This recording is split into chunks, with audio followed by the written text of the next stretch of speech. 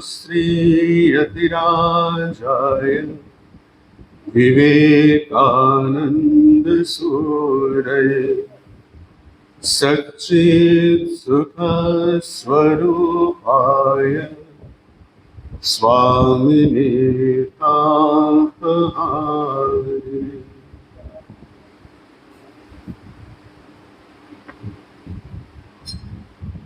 এই রামকৃষ্ণ মিশন নরেন্দ্রপুরের এই সন্ধ্যাবেলায় যে বিভিন্ন ঠাকুরমা স্বামীজি এবং অন্যান্য আধ্যাত্মিক বিষয়ে যে পাঠ এবং আলোচনা হয়, সেই পাঠ এবং আলোচনার অন্তর্বর্তী আজ থেকে আমরা স্বামী বিবেকানন্দের ভক্তিযোগের ওপরে যে বইটি আছে সেটি আমরা পাঠ এবং আলোচনা করা শুরু করব এবং প্রত্যেক মাসেই আশা করি ধীরে ধীরে ধীরে সুস্থে যতটা সম্ভব এই বইয়ের যে তাৎপর্য সেটি অনুধাবন করার বোঝবার চেষ্টা করব। কারণ শ্রীরামকৃষ্ণ ভক্তমণ্ডলীতে আমরা সকলেই যারা আছি সাধু এবং গৃহস্থ ভক্ত সকলেই জানি যে শ্রী শ্রী ঠাকুর কথামৃতেতে বারবার ভক্তিযোগের ওপরে বিশেষ করে স্ট্রেস দিয়েছেন, জোর দিয়েছেন, বলছেন যে এই কলিযুগে ভক্তি হচ্ছে যুগধর্ম। কারণ উচ্চতর যে আধ্যাত্মিক যে সকল সাধনাগুলি আছে সেইগুলি অনেক সময় এই অন্নগত প্রাণ কলিযুগে সম্ভব নয়। সেই জন্য ভক্তিযোগকে প্রশস্ত বলে ঠাকুর নিজে বহুবার নির্ধারণ করছেন, বলছেন ভক্তি মেয়ে মানুষ মনের ভিতর অবধি যেতে পারে। স্বামী বিবেকানন্দ যদিও পরবর্তীকালে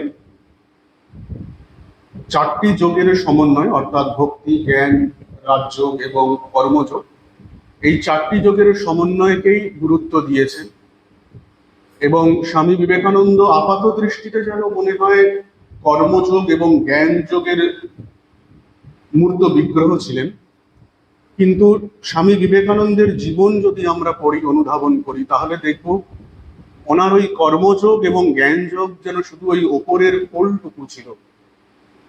স্বামী বিবেকানন্দ ভেতরে যেন ভক্তিময় ছিলেন।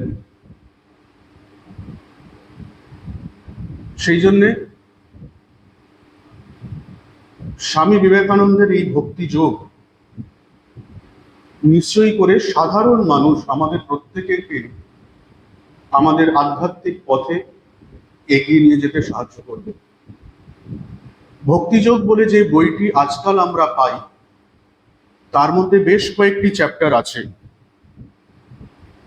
তার মধ্যে প্রথম দিকের কয়েকটি চ্যাপ্টার, সেটি যতদূর মনে হয়, যতদূর বোঝা যায়, সেগুলি স্বামী বিবেকানন্দ ব্রহ্মবাদিন বলে যে মাসিক পত্রিকাটি আগে বেরোতো চেন্নাই থেকে, সেই ব্রহ্মবাদিন পত্রিকায় তিনি প্রথম দিকের কয়েকটি সংখ্যায় তিনি কয়েকটি লেখা পাঠিয়েছিলেন।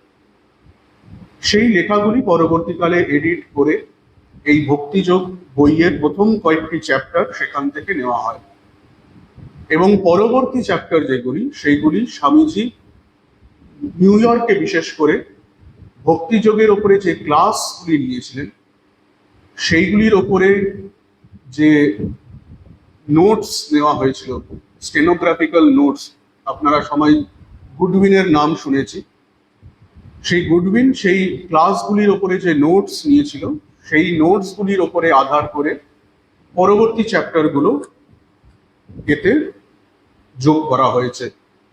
যদিও এটা বুঝতে হবে যে স্বামী বিবেকানন্দের যে বক্তৃতার উপরে যে নোটসগুলি ছিল, স্বামী বিবেকানন্দকে সেগুলি অবশ্যই দেখানো হতো, কিন্তু স্বামী বিবেকানন্দ বুঝতেই পারছেন নিজের কোন জগতে থাকতেন, কোন খেয়ালে থাকতেন।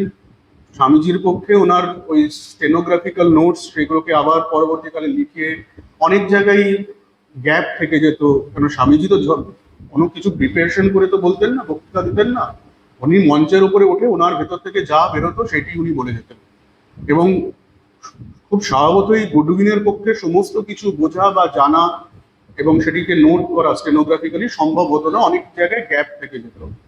পরবর্তীকালে স্বামীজিকে যখন সেগুলি দেখা যেত, বেশিরভাগ সময় স্বামীজি কোনো কারেকশনই করতেন না। ওই নিজের লেখা কারেকশন করা, তারপরে সেইগুলোকে আবার এডিট করা, ওসব স্বামীজির হাতে ছিল না। আরো পরবর্তীকালে শারদানন্দজি মহারাজ এবং অন্যান্য যারা ছিলেন, মাদার সেভিয়ার ইত্যাদি, ওনারা সেই স্বামীজির ভক্তিযোগের ওপরে যে নোটস গুলো ছিল সেইগুলিকে এডিট করে বিশেষ বিশেষ জায়গায় যেখানে যেখানে দরকার পড়েছে সেখানে তারা অ্যাড করেছেন কিছু করে, এই ভক্তিযোগ বইটি শুরু হয়েছে। আমরা সেই জন্য প্রথম চ্যাপ্টার যেটি সেটি পাঠ শুরু করব।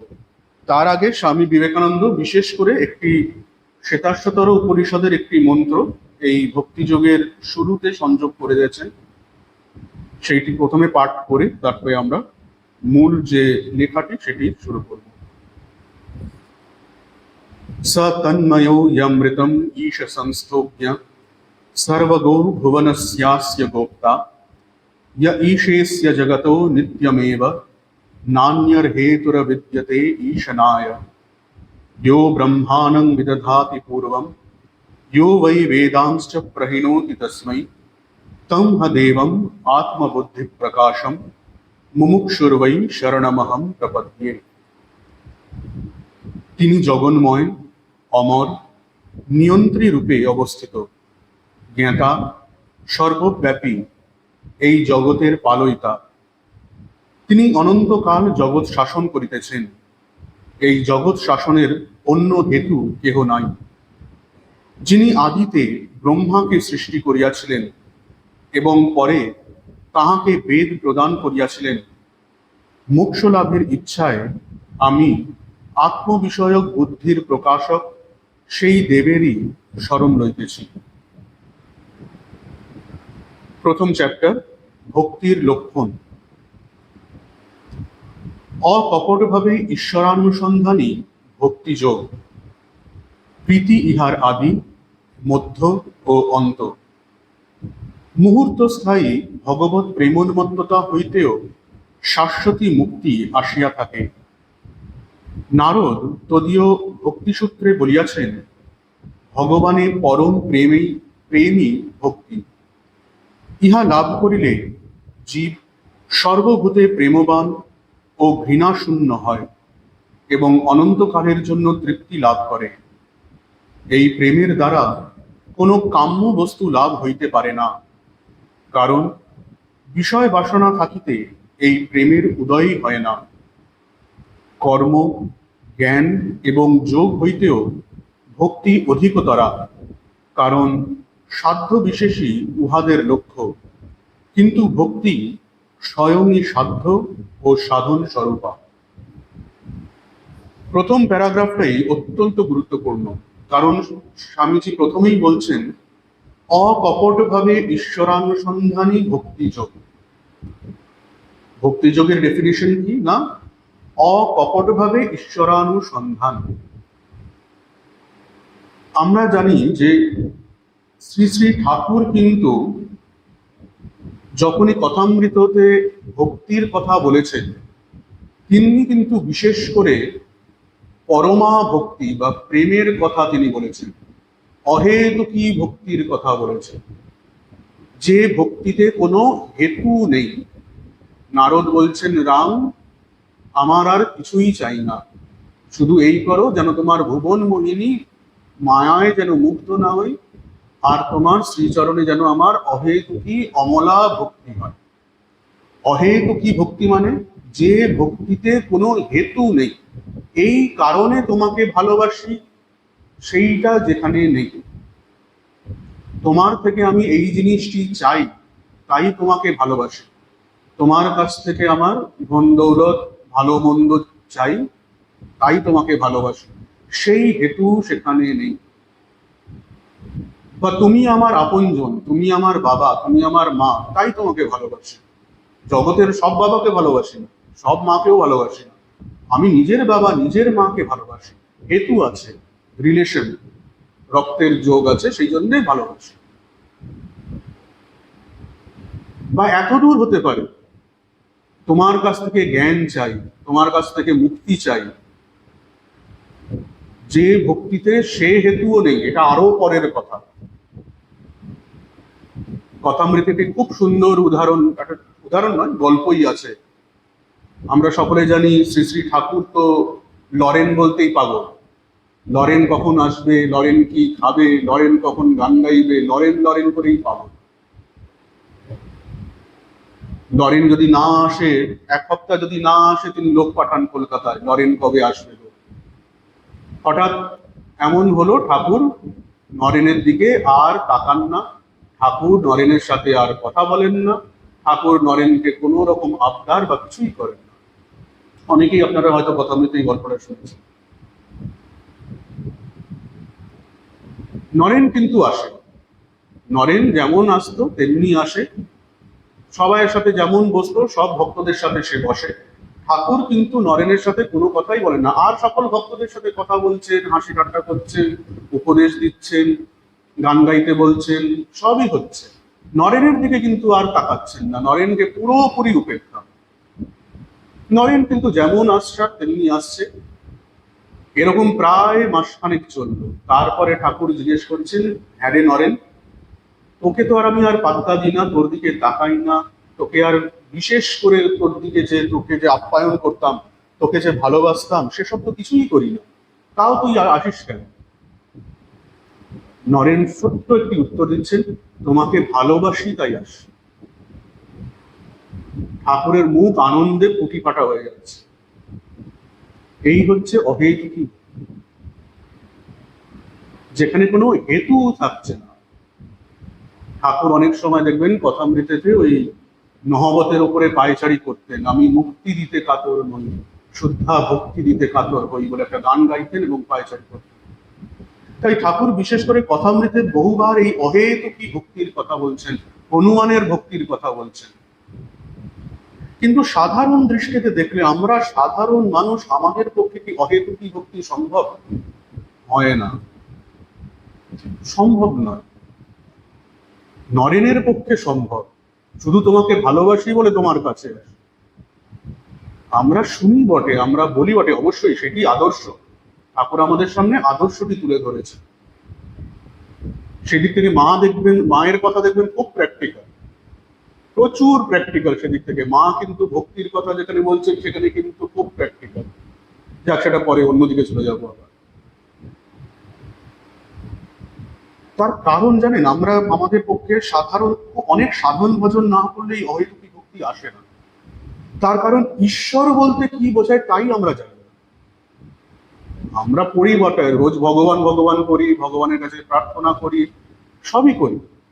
সত্যিকারে যদি আমরা একটু বিচার করে দেখি, একটু চুপচাপ চিন্তা করে দেখি, ঈশ্বর বলতে কি আমরা কিন্তু কিছুই বুঝি না। সৃষ্টি স্থিতি প্রলয়কর্তা, তিনি তার ইচ্ছাতে সমস্ত কিছু হচ্ছে, কি এটা কিছুই বুঝি না আমরা। আমরা ঈশ্বর বলতে যেটা বুঝি, কিছু ঐশ্বর্যকে বুঝি, ঈশ্বরের কিছু ঐশ্বর্য মাত্রকে আমরা বুঝি।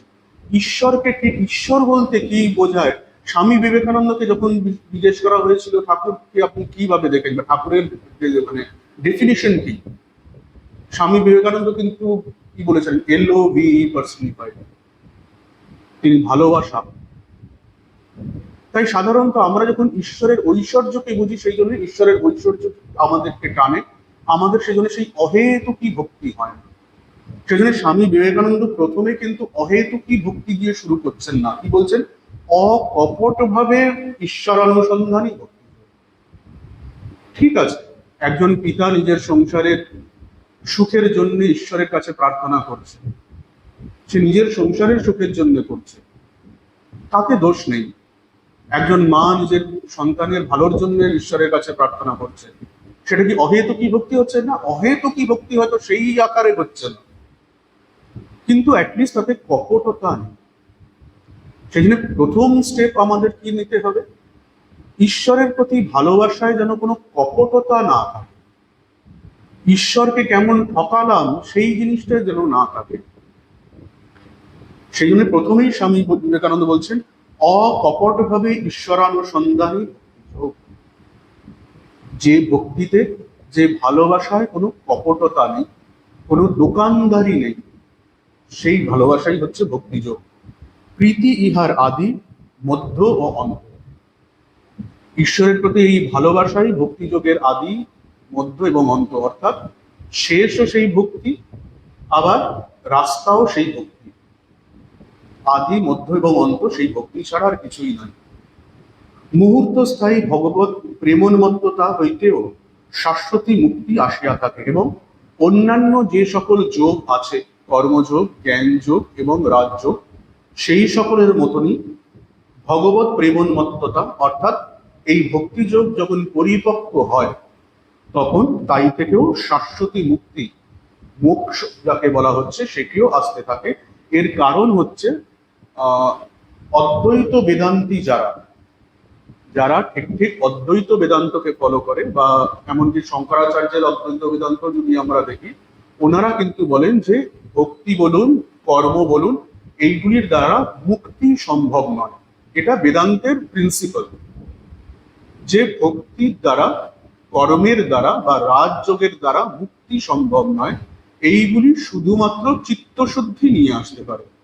যেই মুহূর্তে চিত্তশুদ্ধি হবে, তখন জ্ঞান যোগ পালন করলে তখন মুক্তি হবে। এটা বেদান্তের প্রিন্সিপাল।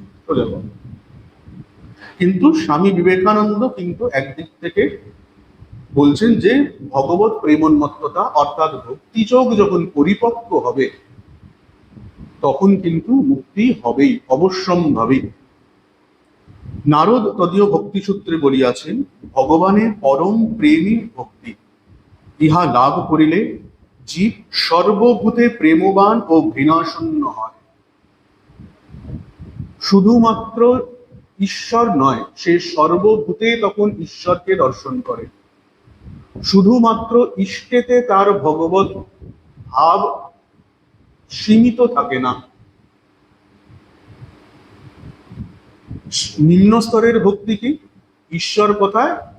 আকাশে কোথাও একটা স্বর্গ বলে একটি জায়গা আছে, দুর্দান্ত রিয়েল এস্টেট, সেখানে ঈশ্বর বলে একজন আছেন, তিনি সিংহাসনের উপরে বসে আছেন, আওয়ার ফাদার ইন হেভেন।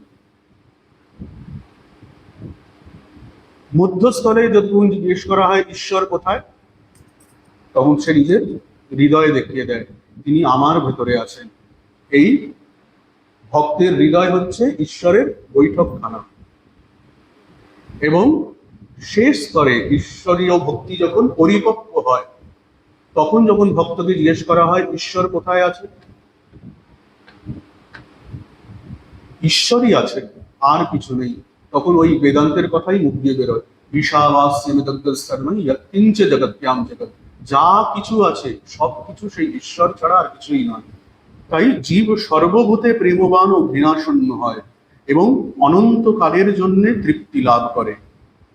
এই প্রেমের দ্বারা কোনো কাম্য বস্তু লাভ হইতে পারে না। এইটি কিন্তু নারদ পরাভক্তির কথা বলছেন, সেখানে কাম্য বস্তু কিছুই লাভ হয় না, এমনকি সত্যগুণী কাম্য বস্তুও লাভ হয়।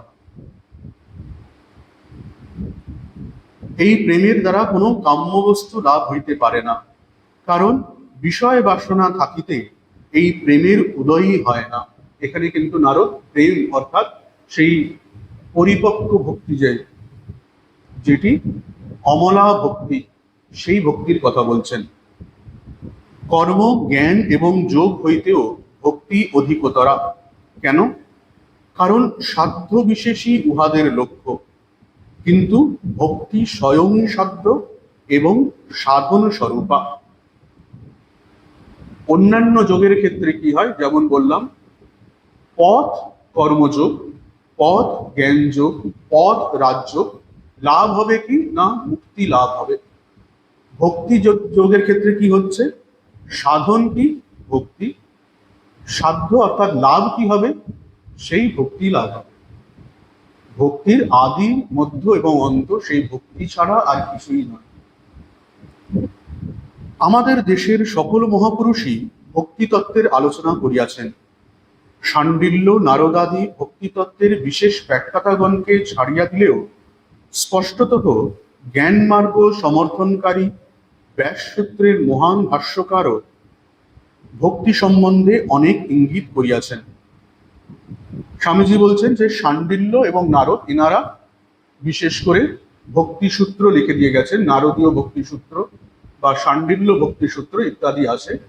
এছাড়াও অন্যান্য জ্ঞান মার্গ সমর্থনকারী, অর্থাৎ যারা বিশেষ করে অদ্বৈত বেদান্ত বা জ্ঞান যোগকে সমর্থন করেন, ব্যাস সূত্রের মহান ভাষ্যকার, ব্যাস সূত্রের অর্থাৎ ব্রহ্মসূত্র, ব্রহ্মসূত্রের মহান ভাষ্যকার অর্থাৎ আচার্য শঙ্কর, আচার্য রামানুজ ইত্যাদি, এনারাও কিন্তু ভক্তি সম্বন্ধে অনেক ইঙ্গিত করিয়াছেন।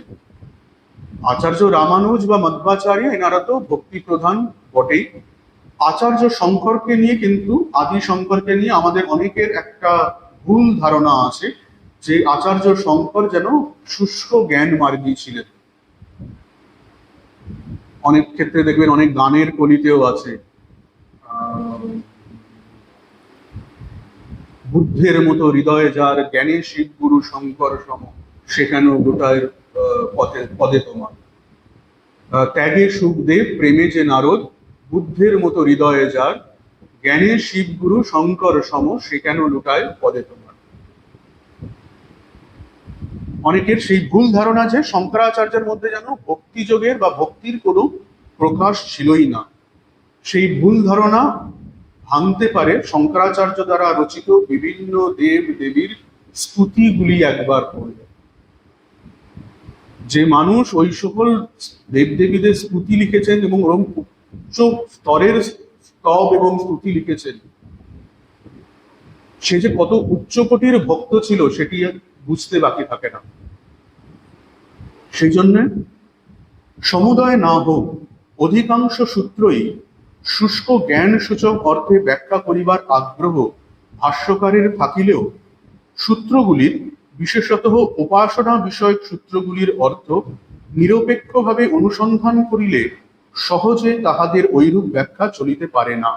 এখানে স্বামী বিবেকানন্দ বিশেষ করে শঙ্করাচার্য যে বেদান্তের যে ব্রহ্মসূত্র তার উপরে যে ভাষ্য আছে, যাকে ব্যাস সূত্র বা শারীরিক সূত্র বলা হয়, সেইটির উদাহরণ দিয়ে বলছেন যে বেশিরভাগ সূত্রগুলি কিন্তু শুষ্ক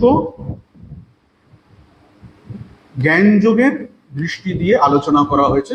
সেটি তো অবশ্যম্ভাবী, কারণ ব্যাস সূত্র, ব্রহ্মসূত্র একটি অদ্বৈত বেদান্তের প্রকরণ গ্রন্থ। তাকে তো অদ্বৈত বেদান্তের দিক দিয়েই তো আলোচনা করতে হবে, তাকে তো ভক্তিযোগের দিক থেকে আলোচনা করা যেতে পারে না। যেটা যেমন তাকে তেমন ভাবেই আলোচনা করতে হবে। শঙ্করাচার্য যখন কি বলে ব্রহ্মসূত্রের আলোচনা করছেন, তার ব্যাখ্যা করছেন, তার ভাষ্য লিখছেন, তখন তিনি জ্ঞান যোগের চর্চা নিয়ে সেটি রচনা করছেন। যখন তিনি স্তব স্তুতি লিখছেন, তখন তিনি ভক্তিযোগের আশ্রয় নিয়ে তিনি লিখছেন। প্রত্যেক আচার্যরাই কিন্তু তাই করতেন। তারা যখন গুলিয়ে ফেলতেন না, আমরা সবসময় গুলিয়ে ফেলি। স্বামীজিকেও দেখা যায়, স্বামীজি যখন জ্ঞান যোগ নিয়ে যখন তিনি বক্তৃতা দিচ্ছেন, তখন মনে হবে স্বামীজি যেন জ্ঞান যোগই প্রধান, জ্ঞান যোগ ছাড়া আর কিচ্ছু হবে না। কর্মযোগ নিয়ে যখন কথা বলতেন, তখন মনে হবে কর্মই হচ্ছে, কর্মযোগ করাই জীবনের লক্ষ্য, এছাড়া আর কিচ্ছু চলবে না। কিন্তু আবার যখন ভক্তিযোগ নিয়ে কথা বলছেন, তখন ভক্তিযোগের ওপর তিনি অত্যন্ত গুরুত্ব দিচ্ছেন। যখন যেটা প্রয়োজন, যখন যেটা আমি করছি, যখন যেটা আমি লিখছি, যখন যেটা আমি ফলো করছি। সেই জন্যে স্বামীজি বলছেন যে যদিও ব্যাস সূত্র বা ব্রহ্মসূত্র পড়লে মনে হয় যে শঙ্করাচার্য যেন বেশিরভাগ সূত্রের ক্ষেত্রেই তিনি জ্ঞান যোগের, শুষ্ক জ্ঞান যোগের দিক দিয়ে তিনি আলোচনা করছেন, কিন্তু উপাসনা বিষয়ক যে সকল সূত্রগুলি আছে, উপাসনা বিষয়ক সূত্রগুলির ব্যাখ্যা বা ভাষ্য যদি আমরা পাঠ করি, সেখানে কিছু কিছু অংশে ভক্তির কিছু কিছু নিদর্শন আমরা পেয়ে থাকি। সাধারণত লোকে জ্ঞান ও ভক্তির মধ্যে যতটা পার্থক্য আছে বলে মনে করে, বাস্তবিক তাহা নাই। ক্রমশ বুঝিব জ্ঞান ও ভক্তি শেষে একই লক্ষ্যে মিলিত হয়। দুর্ভাগ্যবশত জুয়াচোর ও গুপ্তবিদ্যার নামে ছলনাকারীদের হাতে পড়িয়া রাজ্য প্রায় অসাবধান ব্যক্তিদের চক্ষে ধূলি নিক্ষেপের উদ্দেশ্যে ব্যবহৃত হয়। এরূপ না হইয়া মুক্তি লাভের উদ্দেশ্যে অনুষ্ঠিত হইলে রাজযোগ সেই একই লক্ষ্যে পৌঁছাইয়া দেয়। স্বামীজি পরিষ্কার বলছেন যে সাধারণত লোকে জ্ঞান ও ভক্তির মধ্যে যতটা পার্থক্য মনে করে তা নয়, কারণ শেষমেশ কিন্তু জ্ঞান এবং ভক্তি সেই উভয়ই একই লক্ষ্যে পৌঁছে দেয়। যত মত তত পথ, লক্ষ্য কিন্তু এক, শেষে কিন্তু সেই একই জায়গায়। আসলে জিনিসটা কি জানেন, তাহলে একটা প্রশ্ন উঠতে পারে যে যারা ঈশ্বরকে অনুভূতি করেছে, সাধারণ সাধকদের কথা, সাধারণ মানুষের কথা তো উঠছেই না, সাধকদের কথাও নয়, যারা অনুভূতি করেছে তারা অনুভূতি থেকে নেমে এসে কেন বলছেন যে আমি ভগবানকে দেখলাম শ্রীকৃষ্ণের রূপে? কেউ নেমে এসে বলছে আমি ভগবানকে দেখলাম মা কালীর রূপে, কেউ হয়তো নেমে এসে বলছে আমি ভগবানকে দেখলাম হয়তো জিসাস ক্রাইস্টের রূপে, কেউ হয়তো নিচে নেমে এসে বলছে তিনি হচ্ছেন সত্যম জ্ঞানম অনন্তম ব্রহ্ম, তিনি নির্গুণ নিরাকার ব্রহ্ম বই আর কিছুই না। এনারা তো অনুভূতি করেছে, তাহলে অনুভূতির পরে যখন এনারা এই ডেসক্রিপশন দিচ্ছেন তখন পার্থক্য হচ্ছে। যারা অনুভূতি করেনি তাদের তো ছেড়েই দিলাম, তারা তো নিজের একটা পারসেপশন করছে, বা তাদের যে মতটা ভালো লাগে, যাদের যে ভাবটা ভালো লাগে সেইটাকে তারা বলছেন এটাই ভালো, বাকি সব মন্দ। স্বামীজি এরপরে সেটাই বলবেন। অনুভূতির পরে কেন এটা হচ্ছে? অনুভূতির পরে নেমে এসে একজন সাধক বলছেন, বামা খামা বলছেন তিনি মা তারা, শ্রী চৈতন্য বলছেন তিনি শ্রীকৃষ্ণ। এই পার্থক্য কেন হচ্ছে? তার কারণ অনুভূতি সকলের কিন্তু একই হচ্ছে। অনুভূতি সে কি হচ্ছে সেটি মুখে বলা যায়, ঠাকুর বলছেন সেই অনুভূতি কি সেটি উচ্ছিষ্ট হয় না। কিন্তু যে মুহূর্তে তারা নেমে আসছেন, যেই নেমে আসছেন তার মানে কি, তারা মনের স্তরে নেমে আসছে। যেই সেই ভাবকে ব্যক্ত করতে চাইছেন, তাদেরকেও জিজ্ঞেস করছে মশাই কি দেখলেন, তখন কিন্তু তাদের মনের আশ্রয় নিতে হচ্ছে। এবং যার মন যে ছাঁচে তৈরি, তারা সেই ছাঁচের অনুসারে তাদের ভাব ব্যক্ত করছে। অনুভূতি তাদের কিন্তু সেই এক। যে সাধক শ্রীকৃষ্ণকে ধরে ধরে ধরে ধরে এগিয়েছেন, তার মনের ছাঁচ সেইভাবে শ্রীকৃষ্ণের ভাবে তার ছাঁচ তৈরি হয়ে গেছে। যে মা কালীকে ধরে এগিয়েছে, তার মনের ছাঁচ মা কালীকে, সেই জন্য শেষ অনুভূতি হচ্ছে তার সেই একই হচ্ছে। যেই মুহূর্তে সেই অনুভূতিকে সেই মনের দ্বারা ব্যক্ত, মন ছাড়া তো সে ব্যক্ত করতে পারবে না। ব্যক্ত করতে গেলে সেই মনকেই ইউজ করতে হবে। যেই মুহূর্তে সেই মনের দ্বারা ব্যক্ত করতে চাইছেন, মন কিন্তু সেই মা কালীর ছাঁচে করা, সে মা কালীর ধ্যান মন্ত্র রচনা করছে। সে কি দর্শন করেছে না, সেই মা কালীকে দর্শন করেছে, কেউ শ্রীকৃষ্ণকে দর্শন করেছে। সেই একই ব্রহ্ম বস্তু বলছি আমি, অদ্বৈত বেদান্ত বলে বলছি না, সেই একই বস্তু। সেই জন্য বিভিন্ন সাধক তাদের বিভিন্ন মত অনুসারে বিভিন্ন ভাবে প্রকাশিত হচ্ছে। শুধু স্বামীজি বলছেন শুধু জ্ঞান যোগ এবং ভক্তি যোগ নয়, রাজযোগের ক্ষেত্রেও কিন্তু সেই একই জায়গায় পৌঁছচ্ছে। যদিও স্বামী বিবেকানন্দ সাবধান করে দিচ্ছেন যে রাজযোগের ক্ষেত্রে অনেক সময় বিভিন্ন হঠযোগের কথাই বলছেন, আসলে বিভিন্ন হঠযোগের স্বামীজি একটু ওই অসাবধান ব্যক্তিদের, জুয়াচোর এবং ভুক্তবিদ্যার নামে ছলনাকারীদের। হঠযোগ খারাপ তা নয়, হঠযোগের পারপাস কি, শরীরকে রাজযোগের জন্য তৈরি করা। It's a means to an end. কেন? উচ্চতর যে সকল রাজযোগের যে সকল সাধনাগুলি আছে, যে সকল আসন বা সাধন বিশেষ যোগ যেগুলি আছে, সেগুলি শরীরের উপরে এত বেশি স্ট্রেস বা স্ট্রেন দেয়, সেগুলি সাধারণভাবে সাধারণ সাধকের পক্ষে সেইগুলি সম্ভব হয় না। সেই জন্য হঠযোগের দ্বারা শরীরকে তৈরি করে রাজযোগের সাধনা করতে হয়। কিন্তু অনেক এই জুয়াচোর বা ভণ্ড যারা আছে, তারা এই হঠযোগটাকেই প্রধান করে ফেলে। তারা এই হঠযোগের মাধ্যমে শরীরের বিভিন্ন যে বলবো বিশেষ যে সকল শক্তি পাওয়া যায়, সেইগুলোর পেছনেই ধাবিত হয় এবং সাধারণ মানুষকে বোকা বানায়। কিন্তু ঠিকভাবে রাজযোগের অনুষ্ঠান করলেও কিন্তু মানুষ, সাধক সেই একই লক্ষ্যে পৌঁছয়। ভক্তিযোগে এক বিশেষ সুবিধা, উহা আমাদের চরম লক্ষ্য ঈশ্বরে পৌঁছিবার সর্বাপেক্ষা সহজ ও স্বাভাবিক পন্থা। কিন্তু উহাতে বিশেষ বিপদাশঙ্কা এই যে নিম্ন স্তরের ভক্তি অনেক সময় ভয়ানক গোঁড়ামির আকার ধারণ করে।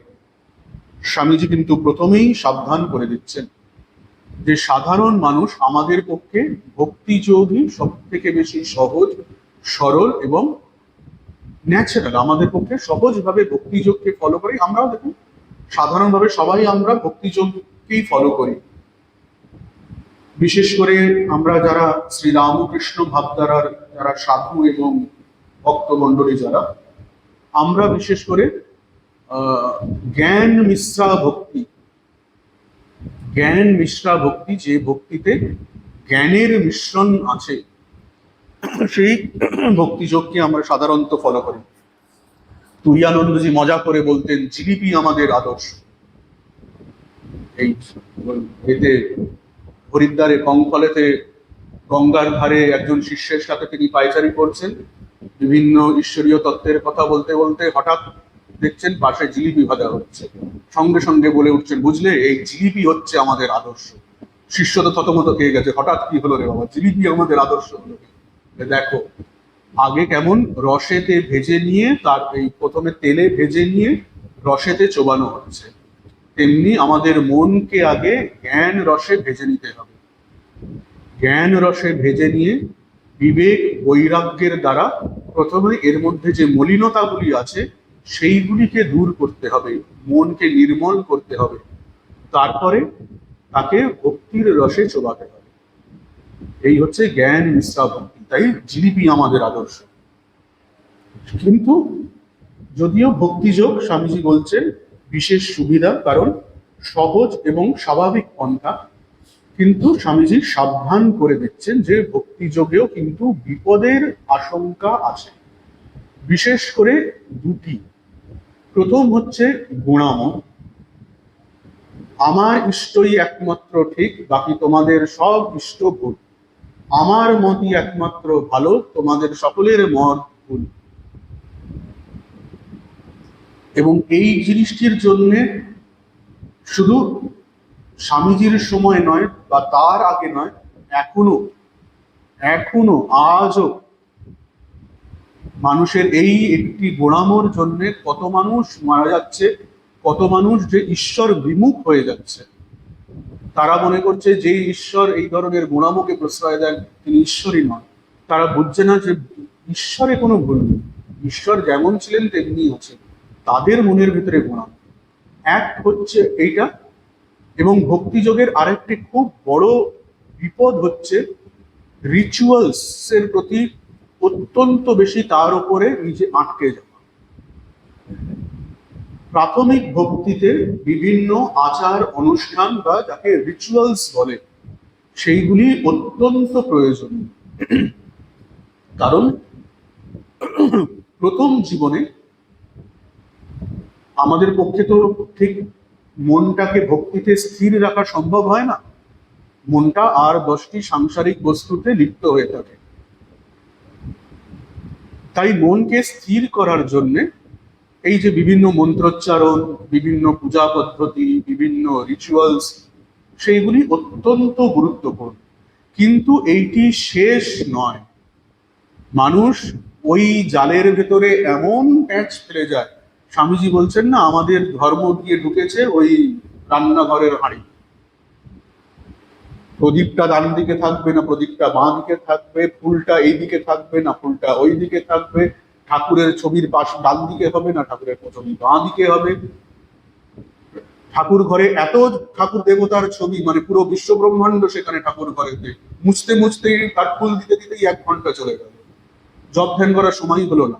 সত্যি আজকাল আপনারা নিশ্চয় বেশিরভাগ যারা আছেন তারা দীক্ষিত, আজকাল দীক্ষার পরে মহারাজরা যারা দীক্ষা গুরু তারা বলে দিচ্ছেন যে ঠাকুর ঘরে গুরুদেবের ছবি রাখতে পারো, আমার ছবি রাখতে পারো, কিন্তু আমার ছবি যদি না রাখো তাতেও অসুবিধে নেই, কিন্তু আর ছবি বাড়িও না বাবা। এত ছবি ঠাকুর ঘরে, সেইগুলিকে মুছতে মুছতে শেষে পরিষ্কার হয় না, ঝুল নোংরা, অবস্থা খারাপ। অমুক দিনেতে বসবো কিনা, তমুক দিনেতে জপ করা যাবে কিনা। রিচুয়ালস এর দরকার আছে, আমি রিচুয়ালস কে একদম উড়িয়ে দেওয়া যায় না, আমরাই তো পূজা করছি, নিত্য পূজা সবই হচ্ছে, কিন্তু যতটুকুনি দরকার মেইন আমার কাজ কি। খুব সুন্দর একটি ছোট্ট কথা আছে আমাদের রামকৃষ্ণ ভাবধারায়, পূজা এবং সেবার পরাকাষ্ঠাকে, রামকৃষ্ণ ভাবধারায় শ্রী শ্রী ঠাকুরের পূজা এবং সেবা তার পরাকাষ্ঠা কে ছিলেন? স্বামী রামকৃষ্ণানন্দজি, শশী মহারাজ। ওনার মতন পূজা এবং সেবা কেউ পারেন। স্বামীজিও বলছেন তুই বাবা সেবা কর, ঠাকুরের সেবা তুমি করেছো। শশীর মতন আন্তরিকভাবে কেউ ঠাকুরের সেবা বা পূজা করতে পারেন। কিন্তু সেই শশী মহারাজকেই যখন জিজ্ঞেস করা হচ্ছে, তিনি কি বলছেন? পূজা উপাসনা সকলই তো ফাঁকি, শুধু এই সুযোগে তোমাকেই রাখি।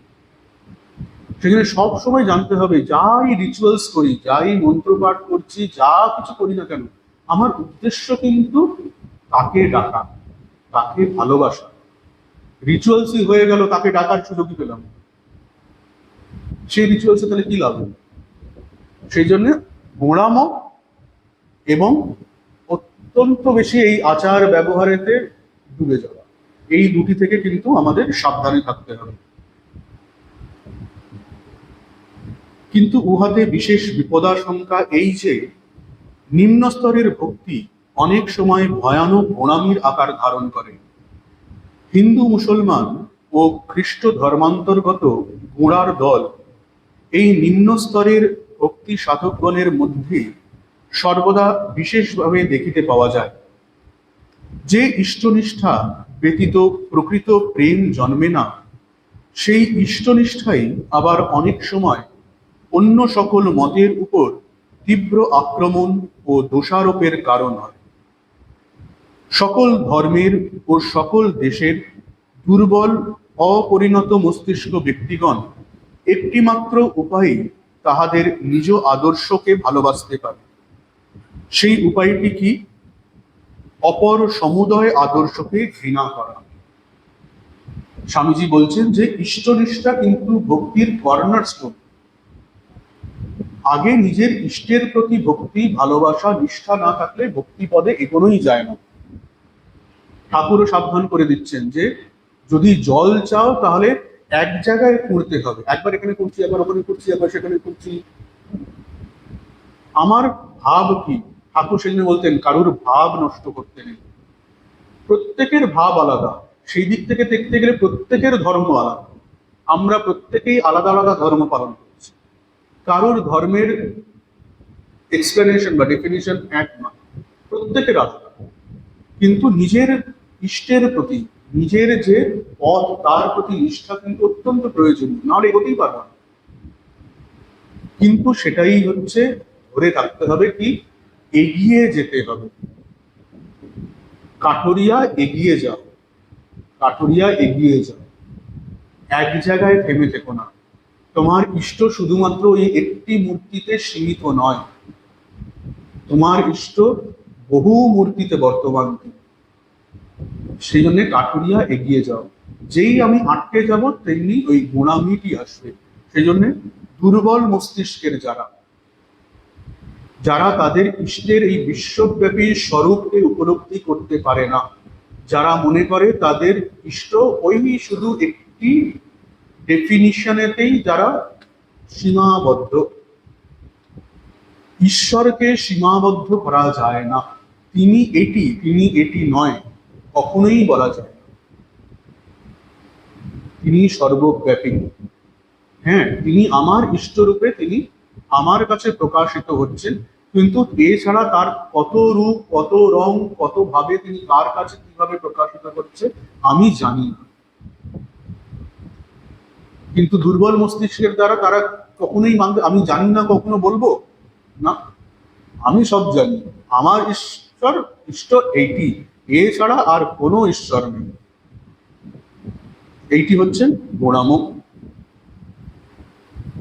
এবং সেই গোঁড়ামোর উপায় কি বলে, কি যে শুধুমাত্র আমার আদর্শটাই ঠিক, অপর সমুদয় আদর্শ কে ঘৃণা করতে হবে। নিজ ঈশ্বরাদর্শে, নিজ ধর্মাদর্শে একান্ত অনুরক্ত ব্যক্তিগণ অন্য কোনো আদর্শের বিষয় শুনিলে বা দেখিলে কেন গোড়ার মতো চিৎকার করিতে থাকে, তাহার কারণ ইহা হইতেই বোঝা যায়।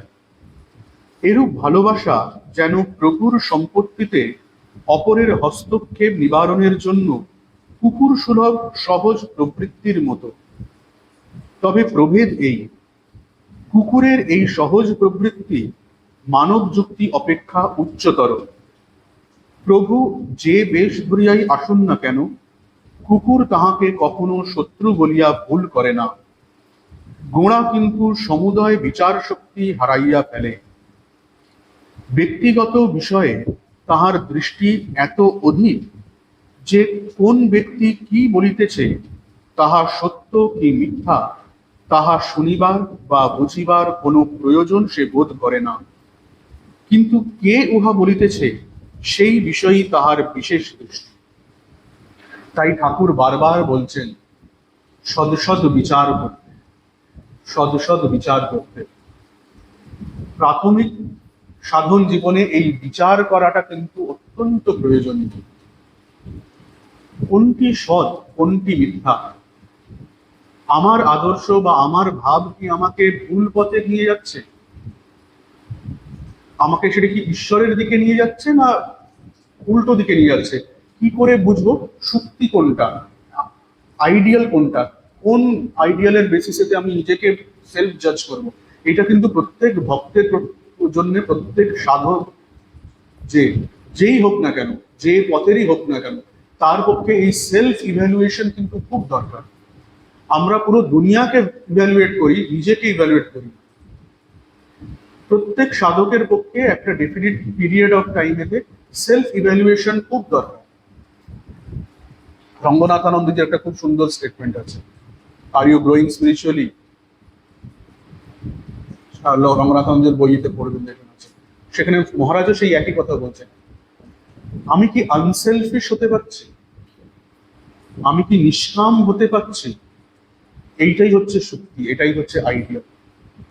আমার আদর্শ, আমার ভাব কি আমাকে আনসেলফিশ বানাচ্ছে না সেলফিশ বানাচ্ছে? যদি আমার ইষ্ট ভক্তি আমাকে সেলফিশ বানায়, শুধু আমারটাই ঠিক বাকি সব ভুল, আমার পথটাই ভালো, তা না হলে তোমার পথ ভুল, মানবে না তোমাকে জোর করে মানাবো, না মানলে মানাবে না, আমাকে এটি কোন দিকে নিয়ে যাচ্ছে? নিষ্কামের নিয়ে যাচ্ছে না সকামের দিকে নিয়ে যাচ্ছে? সকামের দিকে নিয়ে যাচ্ছে, তার মানে আমি ভুল। যে পথই হোক, ভক্তি যোগ হোক, কর্মযোগ হোক, জ্ঞান যোগ হোক, রাজযোগ হোক, সেটিকে আমাকে নিষ্কাম বানাচ্ছে, আনসেলফিশ বানাচ্ছে। যদি সেই বানায় তাহলে আমি ঠিক পথে আছি, না হলে কিন্তু গন্ডগোল আছে। ভক্তি যোগের ক্ষেত্রেও কিন্তু আমাদের সবসময় এটি বিচার করতে হবে, ইষ্টভক্তি কি আমাকে ভুল পথে নিয়ে যাচ্ছে না ঠিক পথে নিয়ে যাচ্ছে। এবং আর একটি যেটি খুব সুন্দর একটি কথা আছে, যদি আমরা ঠিক ঠিক ঈশ্বরকে ভালোবাসি, তাহলে কিন্তু আমাদের মনে অন্যের প্রতি ঘৃণার ভাব উঠবেই। সুন্দর একটি উদাহরণ আছে, রাবিয়া বলে যে একজন সাধিকা ছিলেন ইসলাম ধর্মে, সুফি অ্যাকচুয়ালি, রাবিয়া। সেই রাবিয়াকে জিজ্ঞেস করা হচ্ছে, রাবিয়া তুমি কি ঈশ্বরকে ভালোবাসো? অবশ্যই, আমি নিজের সম্পূর্ণ হৃদয় দিয়ে ঈশ্বরকে ভালোবাসি। তারপরে তাকে জিজ্ঞেস করছেন, তুমি কি শয়তানকে ঘৃণা করো? রাবিয়া উত্তর দিচ্ছেন, না, আমি শয়তানকে ঘৃণা করি না। সে কি, তুমি শয়তানকে ঘৃণা করো না? বলে, ঈশ্বরকে ভালোবাসার পর আমার হৃদয়ে আর কিছু করার আমার স্থানই থাকে না, আমার সম্পূর্ণ হৃদয় ঈশ্বরের ভালোবাসাতেই পরিপূর্ণ, সেখানে শয়তানের প্রতি ঘৃণা করার ঘৃণার স্থানই নেই। সারাদিন আমার ঈশ্বরের ভালোবাসাতেই ব্যতীত হয়ে যায়, শয়তানকে ঘৃণা করবো কখন? সেই জন্য ঠিক ঠিক যদি আমাদের ঈশ্বরের প্রতি ভক্তি থাকে, ইষ্টের প্রতি ভক্তি থাকে, তাহলে কিন্তু অন্যের ভাবের প্রতি মলিন ভাব পোষণ করা আমাদের পক্ষে সম্ভবই হবে না। যদি অন্যের ভাবের প্রতি মলিন ভাব মনের মধ্যে ওঠে, তার মনে জানতে হবে কোথাও না কোথাও আমার মনে গলদ আছে। তবে এই আশঙ্কা কেবল ভক্তির নিম্ন স্তরেই আছে। এই অবস্থার নাম গৌণী ভক্তি। উহা পরিপক্ক হইয়া পরাভক্তিতে পরিণত হইলে আর এরূপ ভয়ানক গোঁড়ামি আসিবার আশঙ্কা থাকে না। এই পরাভক্তির প্রভাবে সাধক প্রেম স্বরূপ ভগবানের এত নিকটতা এই পরাভক্তির প্রভাবে সাধক প্রেম স্বরূপ ভগবানের এত নিকটতা লাভ করেন যে তিনি আর অপরের প্রতি ঘৃণার ভাব বিস্তার করিবার যন্ত্রস্বরূপ হইতে পারেন না। এই যে রাবিয়ার ঘটনাটা বললাম, আবার পড়ছি, এই পরাভক্তির প্রভাবে সাধক প্রেম স্বরূপ ভগবানের এত নিকটতা লাভ করেন যে তিনি আর অপরের প্রতি ঘৃণার ভাব বিস্তার করিবার যন্ত্রস্বরূপ হইতে পারেন না। এই জীবনেই যে আমরা সকলে সামঞ্জস্যের সহিত চরিত্র গড়িয়া তুলিতে পারিব তাহা সম্ভব নয়। তবে আমরা জানি যে চরিত্রে জ্ঞান, ভক্তি ও যোগ সমন্বিত হইয়াছে সেই চরিত্রই সর্বাপেক্ষা মহৎ। স্বামীজি কিন্তু বলছেন যে চরিত্রে কিন্তু ঠিকভাবে জ্ঞান, ভক্তি এবং যোগ প্রত্যেকটির সমন্বয় করা উচিত। আপনাদের মধ্যে যারা দীক্ষিত আপনারা নিশ্চয়ই খুব ভালোভাবে বুঝবেন যে দীক্ষার পরে যে উপাসনা পদ্ধতি দেওয়া হয়, জানানো হয়, তাতে কিন্তু দেখবেন এই চারটি যোগেরই সমন্বয় তাতে পাবেন। সেখানে ভক্তি যোগও আছে, জ্ঞান যোগও আছে, রাজযোগও আছে, আবার কর্মযোগও আছে। চারটি যোগেরই সমন্বয় সেখানে আছে। উড়িবার জন্য পাখির তিনটি জিনিসের আবশ্যক, দুইটি পক্ষ ও চালাইবার হাল স্বরূপ একটি পুচ্ছ। জ্ঞান ও ভক্তি দুইটি পক্ষ, সামঞ্জস্য রাখিবার জন্য যোগ উহার পুচ্ছ। যাহারা এই তিন প্রকার সাধন প্রণালী একসঙ্গে সামঞ্জস্যের সহিত অনুষ্ঠান করিতে না পারিয়া ভক্তিকেই একমাত্র পদ বলিয়া গ্রহণ করেন, তাহাদের পক্ষে এটি সর্বদা স্মরণ রাখা আবশ্যক যে বাহ্য অনুষ্ঠান ও ক্রিয়াকলাপ প্রথম অবস্থায় সাধকের পক্ষে অত্যাবশ্যক হইলেও ভগবানের প্রতি প্রগাঢ় প্রেমের অবস্থায় আগাইয়া দেওয়া ব্যতীত এগুলির আর কোনো উপযোগিতা নাই। এটা হচ্ছে সেকেন্ড ডে। হ্যাঁ, তাই বলে এই নয় আচ্ছা মহারাজ বলেছেন রিচুয়ালস করা যাবে না, কালকে থেকে আর পুজো টুজো করা ছেড়ে দিচ্ছি, একেবারেই নয়। বাড়াবেন না, অতিশয় বাড়ানোর প্রয়োজন নেই। যদি মনে করি যে সেটি আমার উপাসনা পদ্ধতিতে ব্যাঘাত সৃষ্টি করছে, সেটিকে কমিয়ে দিই।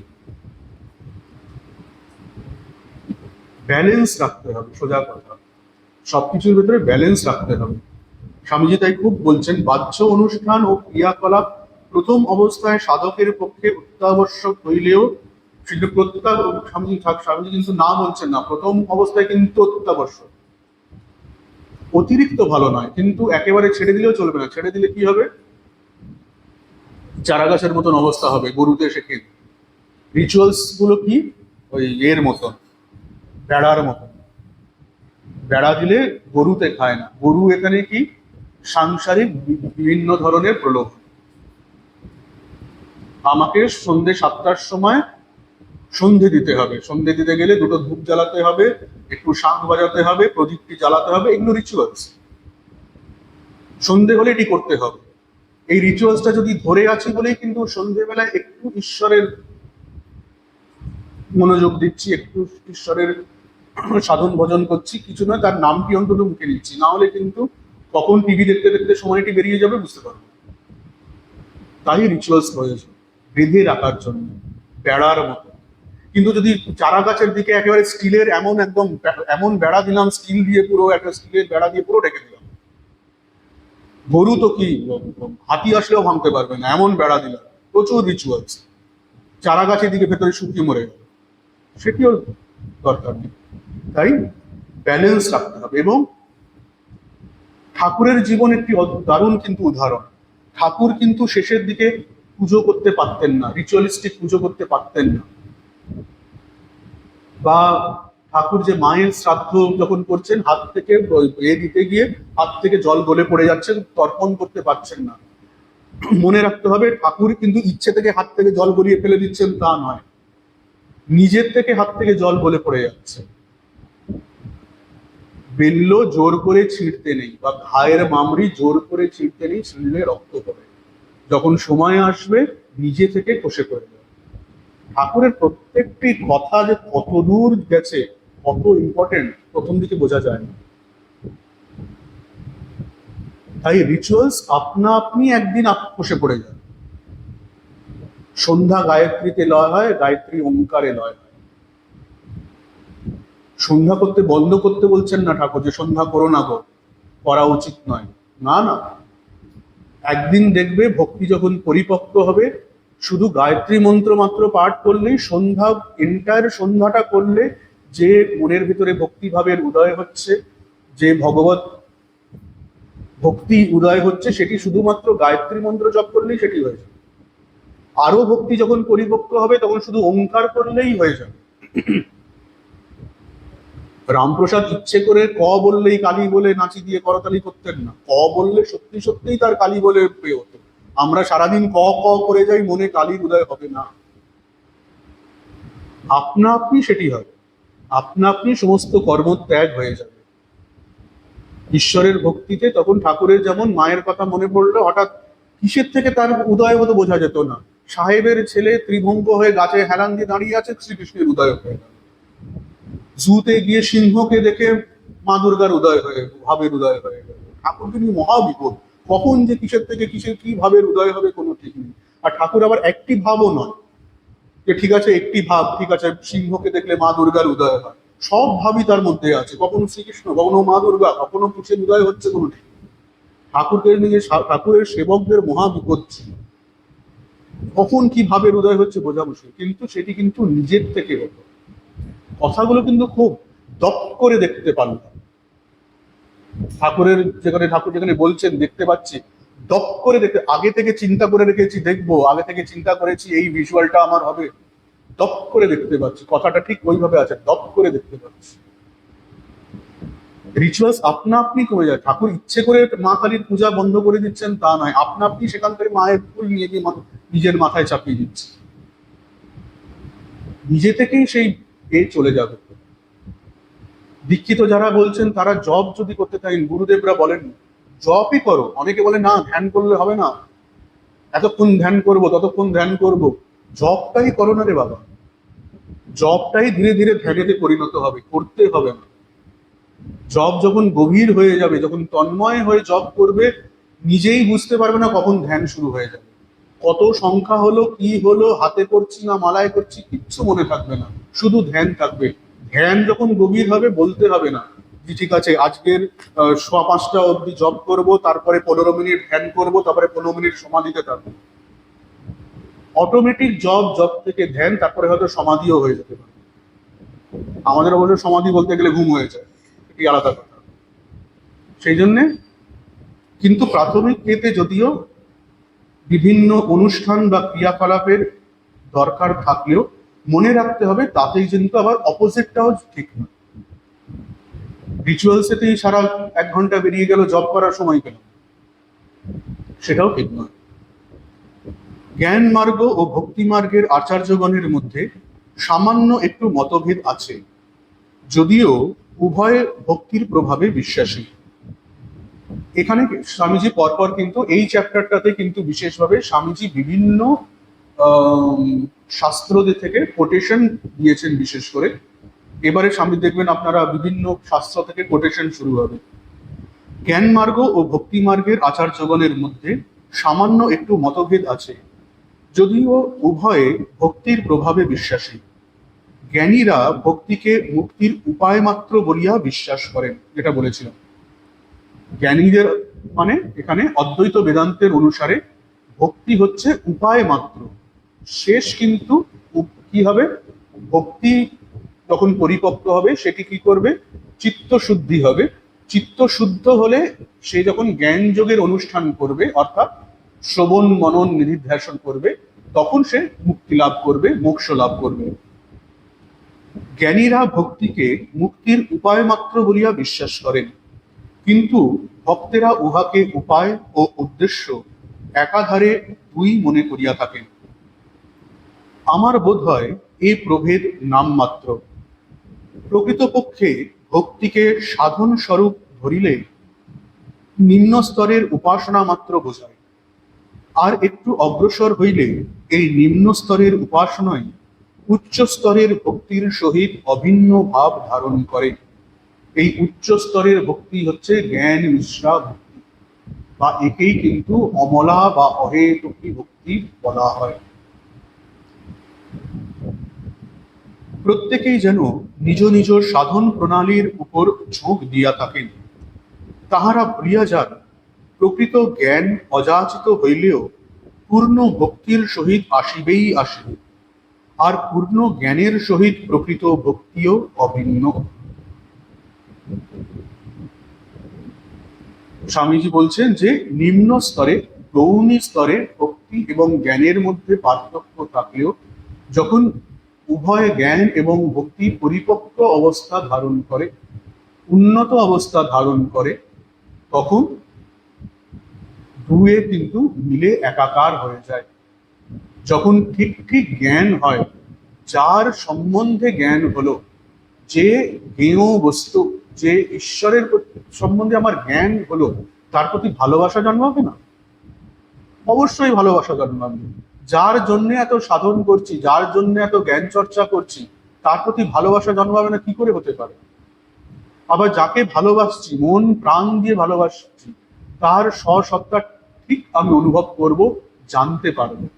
তাই শেষ অবস্থায় জ্ঞান এবং ভক্তি দুটোই কিন্তু মিলেমিশে একাকার হয়ে যায়। কিন্তু প্রাথমিক স্তরে আমাদের কি মনে রাখতে হবে? এক, অকপটতা। আমাদের ভক্তিতে যেন কপটতা না থাকে। দুই, আমাদের ভক্তিতে যেন গোঁড়ামো না আসে। তিন, অত্যাধিক রিচুয়ালস এবং অত্যাধিক, স্বামী যেটা বলছেন, অনুষ্ঠান এবং ক্রিয়াকলাপেতে যেন আমরা জড়িয়ে না যাই, সেই জালেতে যেন জড়িয়ে না যাই। এবং সেটা করার জন্য কি করতে হবে? এক, আমাদের নিজেদের যে সকল সাধন পদ্ধতি বা উপাসনা পদ্ধতি, সেইগুলিকে নিষ্ঠার সাথে ধরে রাখতে হবে। নিষ্ঠার সাথে ধরে রাখতে হবে। নিত্য উপাসনা এবং নিত্য ঠাকুরমা স্বামীজির বই পড়া, এটিও উপাসনার অঙ্গ। এবং ওই যেটা বললাম, সিংহাবলোকনম। সিংহাবলোকনম মানে হচ্ছে সেলফ ইন্ট্রোস্পেকশন। আমি ঠিক পথে এগোচ্ছি কিনা, ঠিক পথে যাচ্ছে কিনা, এইটি। আজকের ক্লাস তাহলে এখানে শেষ করা হচ্ছে। ওম শান্তি শান্তি শান্তি। হরি ওম তৎসৎ। শ্রীরামকৃষ্ণার্পণমস্তু।